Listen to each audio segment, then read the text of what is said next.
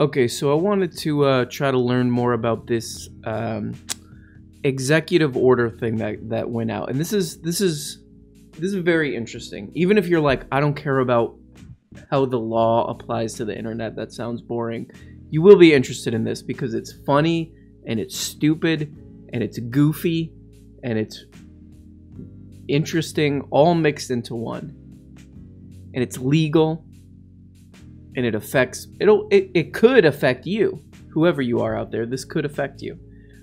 So let's take a look at this. This is what I'm talking about here. This executive order on preventing online censorship. So this comes from a, I guess like a little incident that happened. Here, I'll pull this up from CNN. Twitter labeled Trump tweets with a fact check for the first time. So we'll look at these tweets. Basically, there's just like a little fact check link in these Twitter posts. Let me see if we can look at these. Let's see if we can take a little look at these, okay? He says, there is no way, zero, that mail-in ballots will be anything less than substantially fraudulent. Mailboxes will be robbed, ballots will be forged, and even illegally printed out and fraudulently signed. The governor of California is sending ballots to millions of people. Anyone. And there's this little link that just says, get the facts. Get the facts about mail-in ballots. I think there's another one too. Let's see. This is the other one. Living in a state, anyone living in the state, no matter who they are or how they got there, will get one. How they got there. There's a lot of question on how they got there. They might have dug some tunnel, you know, through the earth. Remember in like the old cartoons, it would be like, you know, like the Hanna-Barbera cartoons or whatever.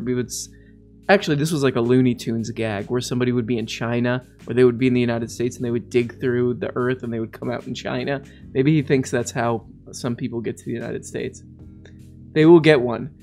That will be followed up by professionals telling all these people, many of whom have never even thought of voting before, how and for whom to vote. This will be a rigged election, no way. And then there's another little fact check thing here on Twitter.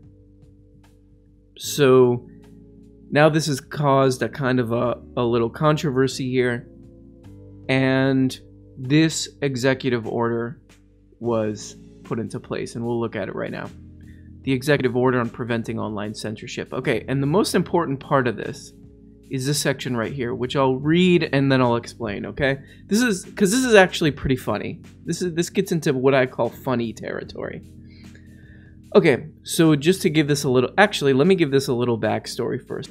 So this whole thing, this executive order revolves around this thing called Section 230 of the, what is it, like the Online Decency, the Communications Decency Act. Okay, so blah, blah, blah, blah, blah. We'll just look at this. Section 230 says that no provider or user of an interactive computer service shall be treated as the publisher or speaker of any information provided by another information content provider.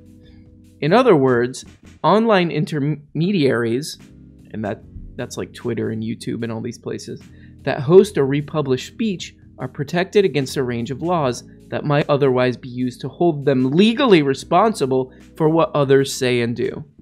Okay, so basically all this is this Section 230, this law, it's just a law that basically says, hey, if you run YouTube or Twitter or what's another one, Friendster or MySpace, you know, these really popular new services that are brand new like MySpace and AngelFire.com. No, actually that one wouldn't really count because it's this is more social media like Facebook and stuff, right? If you own one of these services, so many people are going to be posting on this thing. Millions of people post on these things. How in God's sweet name, how in Jesus Christ's sweet name would you be able to catch if somebody maybe posts something that leads to an illegal act, or maybe they threaten somebody, or they just do something stupid that you didn't intend this thing for, right? Just picture yourself, you start your own social media company, right? Anybody can join. You know, it's let me see. It's all for fans of the Goonies, the movie The Goonies. And you're like, anybody come post whatever you want about the Goonies, and then some people come and they post like they threatened to murder somebody or something. Is that your fault? Is that your fault? No, you just wanted a Goonies site. And basically this law says, look, we're not going to let people sue you just because it's on your somebody posted something stupid on your service. That's basically what it is. Because otherwise, these companies actually couldn't really operate. Because they would just be worrying about getting sued all the time by people posting dumb, stupid shit all the time. So that's all this 230 thing is. It's basically just allows these social media sites to exist, really. Because otherwise they would just be terrified of legal situations of people posting stupid shit. Which, let's face it, human beings, especially Americans, let's be honest, are going to do dumb, stupid shit on here. And they're going to post things that are rude and violent and dumb and profane, okay? And this just says, hey, that's their problem. Do your best to deal with it, but that's their problem, okay?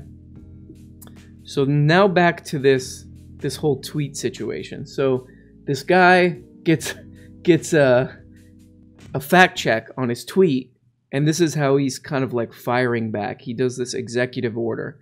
And people, like right-wingers, have been kind of talking about this for a long time because they feel like they're being censored on a lot of these platforms. So they've been talking about, we're going to take away your 230 protection.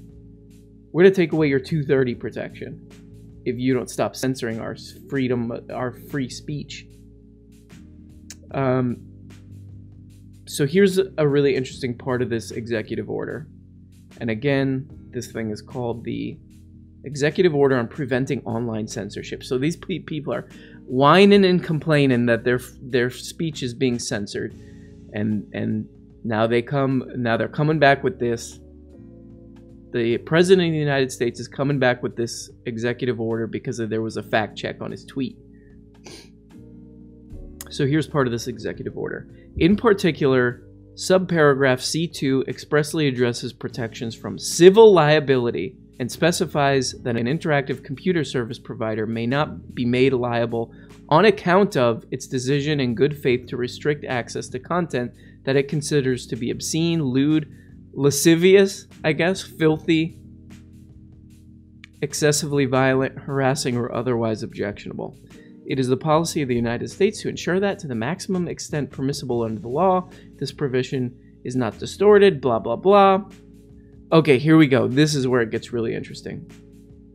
So remember what this Section 230 thing is about. It's about basically for these companies to not get sued nonstop for people posting whatever dumb nonsense they post. You know, bullying somebody, who knows. Section 230 was not intended to allow a handful of companies to grow into titans controlling vital avenues. I love this, like, anti-corporate talk. Controlling vital avenues for our national discourse under the guise of promoting open forums for debate, and then to provide those behemoths blanket immunity when they use their power to censor content and silence viewpoints that they dislike. Ooh. Silence viewpoints that they dislike. That part is not true, because what I see on like YouTube and all that is they're kind of just blanket getting rid of like news channels. I think they're just trying to be like, we're not going to promote news. We can't fact check all this. If you have a news channel, it's probably not going to get into people's recommendations, or it's not going to get into the algorithm or whatever. And they're not really censoring different viewpoints. I guess they're talking about Alex Jones and people like that. I mean, if Alex Jones, because I get recommended, actually what I get recommended nowadays is like Fox News.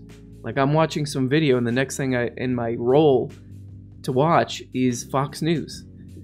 So none of them are like it's not viewpoint. It's like the most crazy people who are saying just like downright vile stuff that nobody would want on their platform, like Alex Jones. When an interactive computer service provider removes or restricts access to content and its actions do not meet the criteria of subparagraph C2A, it is engaged in editorial conduct.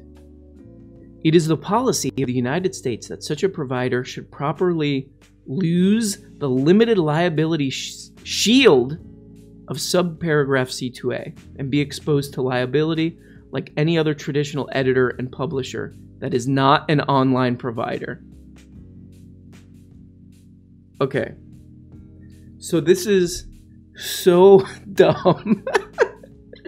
This is so dumb to the point where it's like maybe people who misunderstand how the internet works so badly should maybe not be allowed to use it at all. Because, so this kind of makes sense. If you just read it, you're like, oh, if they're doing an editorial, then maybe they're just like like a magazine or a newspaper, and they don't deserve this special service. But remember, a newspaper or a magazine doesn't have millions of people uploading things to it. You see, that's a little bit of a difference. That's a little bit of a difference. Like, the New York Times doesn't let anyone with an internet connection upload their articles or upload their little videos. It's just a slight difference. That is, think about if the New York Times was just like, hey, anybody can upload anything they want to our website now. And people are just uploading like nonstop racism stuff. And now the New York Times is like getting sued all the time because they're just like, hey, like somebody posted somebody posted on the New York Times that I should kill myself. And that I'm literally the ugliest person alive. And they did a research study that proves that I'm the ugliest and dumbest person in the whole world. And this has really hurt my feelings. And you guys are hosting this. So now I'm going to sue you. That's basically like exactly what would happen. So they're saying this has been a thing that people on this side have been talking about a long time, threatening to take away these companies like Twitter and YouTube and all this, taking away their Section 230 protection. But this would literally just mean that they would have to shut down because it would open them up to just getting nonstop sued. So this is, I'm not sure, I guess this is just like a bogus, like goofy, like press stunt or something. But it definitely wouldn't do anything. The other thing that I was thinking about this is, you know, some of this language is kind of interesting. This whole thing about that we shouldn't have these giant companies being the kind of arbiters of free speech. There is something to that, you know? Like YouTube and Twitter and all this stuff is how people practice free speech in the, you know, in the world today. So there's got to be some kind of Second Amendment. Yeah, Second Amendment. First Amendment, you should just be able to shoot your phone. There should be some kind of First Amendment protection on here, and maybe these companies should be made in some way public. That's like the real solution. This is just sort of goofy. It's funny that this is a real document from whitehouse.gov, and it's so stupid. But yeah, there should be some, I think, there should be some sort of making these companies public in a way that if someone's banned or if someone's kicked off, they should have some sort of, there should be some sort of a process, some sort of a legal process of where they kicked off for the right reasons. If their freedom of speech, which this is how it's practiced, is being stripped away from them, is it just? Is it warranted? And there's some kind of legal process for them to make their case. We don't have that now, and this is just like a total dumb distraction from it.